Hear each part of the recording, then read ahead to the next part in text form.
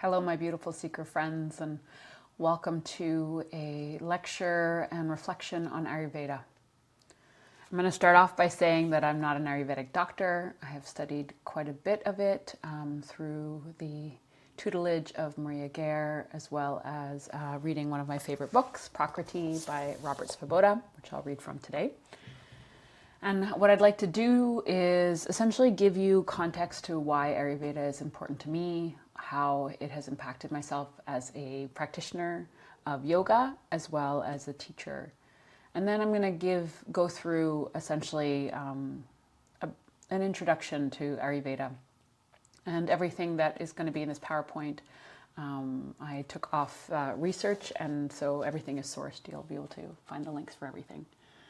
So I'm hoping that my goal of this lecture is to perhaps get you more curious about why Ayurveda is important to the practice and teaching of yoga. And for those of us who've been studying it, maybe just to reiterate things that we already know and how it can impact our everyday life as well as our teaching. So what I'd like to do is start off with a little introduction from Robert Svoboda's book, Prakriti, which I love and highly recommend. And this is in the introduction itself. The Art of Medicine is how it begins. Robert Svoboda writes, "One of the first things I learned in India was that medicine is an art. Until then, I had looked at life mechanistically. I had viewed humans as thinking machines and disease and health as engineered problems. Ayurveda taught me that therapy becomes healing only when there's a healer involved. You can paint pictures, craft pots, or compose concerti all day long, but unless you breathe life into your creations, they will remain cold and lifeless. Knowing how to bring a creation to life is what separates a real artist from a mere artisan. Medical artists, men and women who marry their art to their science, make good medicine. But Ayurveda, literally the science of life or the knowledge of living or the art of longevity, encompasses far more than therapeutic art. Ayurveda addresses everything that makes life worth living, like cookery. A well-tempered Ayurvedic physician must be a good cook to prepare good medicine. Handmade Ayurvedic remedies usually outclass machine-made medicine in the same way that the touch of a master chef's hands, can convert an ordinary souffle into something extraordinary. Most great chefs know nothing of the thermodynamics of food preparation. What they know is how to make their food delight the human palate. As a master chef is an artist of cuisine, so an Ayurvedic physician must become an artist of prescription. A good Ayurvedic physician has the same feel for her therapies that an expert cook has for his recipes. This feel, which develops as a physician attunes to nature, is what transmutes a clinician's technical proficiency into intuitive healing. Ayurveda is not unscientific. It has progressed beyond mechanistic science. Ayurveda is known as the sister science of yoga, and it goes hand in hand with yoga. So I'm going to go on. Every embodied individual is composed of a body, mind, and a spirit. India's rishis therefore organized the wisdom which became the science of life into 3 bodies of knowledge. Ayurveda deals mainly with the physical body, yoga deals mainly with the spirit, and Tantra is mainly concerned with the mind. All 3 disciplines share the same philosophy. Differing emphasis causes their manifestations to differ. Ayurveda is mostly concerned with life's physical bases and concentrates on inducing right relationship of body and mind and spirit. Yoga controls body and mind to enable them to harmonize with spirit, and Tantra uses the mind to help seek to balance the demands of body and spirit. We all exist as individuals against the background of our external environment, Mother Nature. None of us can ever be wholly individual, for nature conditions our individuality. Most of us embrace the world, indulging ourselves unlimitedly and relying on the world to continue supplying goodies to us, and on nature to provide us enough digestive power to consume them. True freedom is, however, the ability to be totally adaptable. I love that line. True freedom, however, is, however, the ability to be totally adaptable. And that to me is what I would say is the greatest gift that both yoga and Ayurveda have given me, is the ability to adapt. And I say this because life is constantly changing. We are constantly changing. The environment's changing. How we're feeling is changing. And so what yoga and Ayurveda and Tantra, I'll get into Tantra in a different time, but what yoga and Ayurveda do is they helped us become more adaptable by giving us tools to work with what's happening. And so in the context of yoga, I would say specifically Hatha yoga, the physical practice, is that by creating and making different shapes or different sequences in our body, right, puts our bodies into different kinds of stress, which helps us learn how to deal with those stresses, specifically those challenges, either in the pranayama practice or the asanas themselves, right?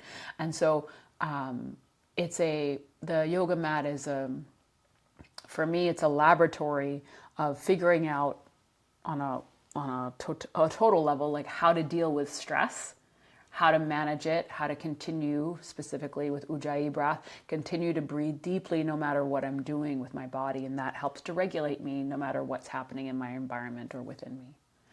And then I would say the practice of meditation is the same idea, but it's working more with the mind, training the mind to be able to focus on one particular thing while other things, other thoughts and sensations might be pulling me in different directions.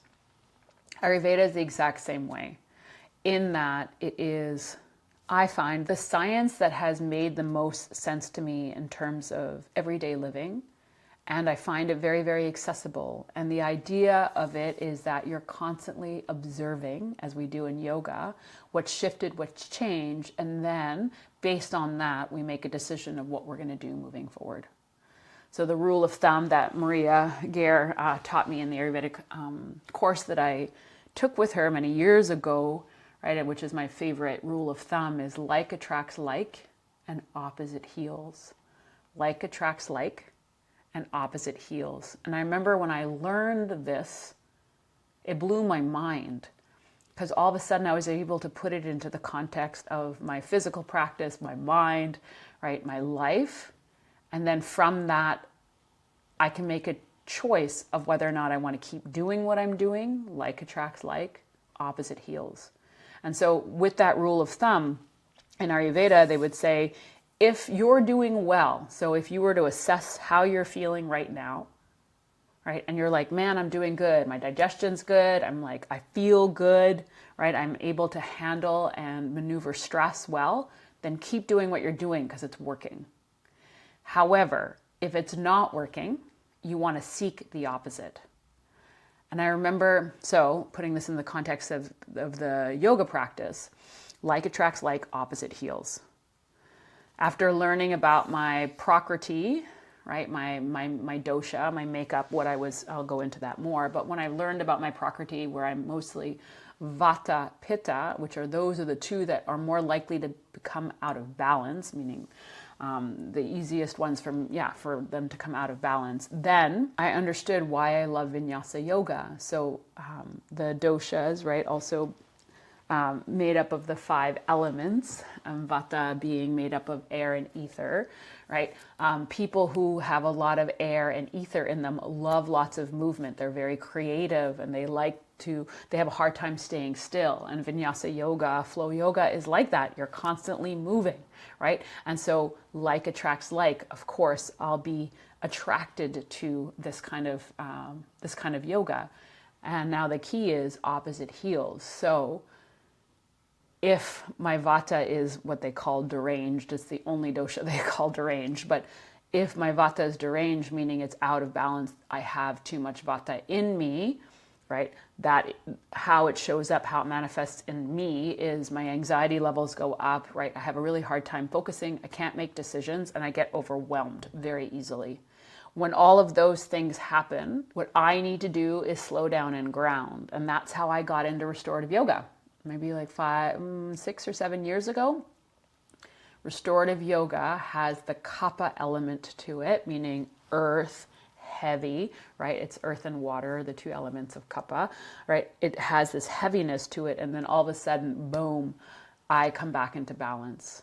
Like attracts like, opposite heals. And then observe where you're naturally drawn to. Like, what are you drawn to in terms of the kinds of food? Ayurveda talks about the kinds of food, the kind of movement, right? And the kind of people that you're attracted to, the job that you like doing. All of that has to do with your constitution. And it's not a bad thing. It just empowers you to understand who and what I am. And then based on that, I can make decisions. Now, that being said, one thing that Maria, and then I started seeing this practitioner here in Vancouver, Todd Caldecott, would say is don't be married to your dosha, meaning what your prakriti is, what you're made up of, because one of the three doshas in you could go out of balance. You're more likely to have these other ones. For me, it would be pitta and vata, meaning the air and the fire qualities, right, will go out of balance. But kapha could also go out of balance. And I'll speak in terms of, my experience of when my mother passed away probably about 10 years ago. My Vikriti, meaning what I was dealing with in that moment. So Prakriti is your constitution, what you were made up of when you were born. And then your Vikriti is where you currently are. And sometimes they're the same and sometimes they're different. So what was interesting is that when I was going through grief, my Vikriti was kapha. It was, I couldn't move. The grief put me into such a state of heaviness and I couldn't move, right? It was depression. It was I couldn't get off the couch pretty much. And so once I was able to kind of recognize that and was ready to move out of it, because I do think there's a time and a place to be in the state that you're in, and I needed to be there. Once I was ready to move out of that state, what I needed to do was a lot of movement to bring myself out of the kapic state or the kaphic state, right? So Ayurveda gives us the ability or gives us the tools to be able to create conscious change, which to me is yoga as well. And I find them to be very, very practical. Like attracts like, opposite heals. And so you're always checking in with yourself. How am I doing? And then just